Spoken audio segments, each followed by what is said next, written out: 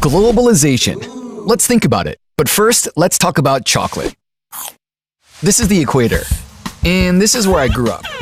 When I was young, I lived under the rule of protectionist policies like import substitution industrialization. Which basically means economies should try to make things at home rather than rely on things made in other countries. So we had no time for bratwurst, burritos, bald eagles, Swiss Army knives, kiwis, kangaroos, or Earl Grey tea. We hated Earl Grey tea. So now you're probably thinking, chocolate, you said talk about chocolate. To which I say, I'm getting there. The area I lived in was, and is, famous for making amazing cocoa. And because we couldn't import anything, we also made chocolate. Terrible, terrible chocolate. Even my dad made chocolate, and I hated it. Your chocolate's terrible, Dad, I would always tell him. Which is a true story. With no imports, there was no competition and therefore no need to improve the product. Day in, day out, much of my pocket money went on a bitter, brittle, and sometimes oddly crunchy chocolate. But then something amazing happened. The borders opened to trade, and in came the Belgians, the Germans, and the Swiss, bringing with them their rich, creamy chocolate.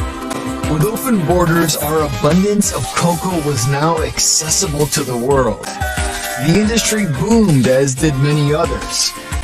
Jobs were in abundance, and more importantly, I finally had world-class chocolate. But not all was well. When the Swiss, Belgians, and Germans came and blew this chocolate thing wide open, many local producers went out of business, including my father. Because remember, his chocolate sucked. In fact, his only redeeming quality was that he knew a good cocoa bean when he saw it. Unlike my father, some producers survived, forced to improve their product to be competitive, so it wasn't all bad. Our export industry was leading to new jobs across multiple industries, and the chocolate? The sweet chocolate. So, what's a young boy to do? I knew I still hated Earl Grey tea, but otherwise, I was divided.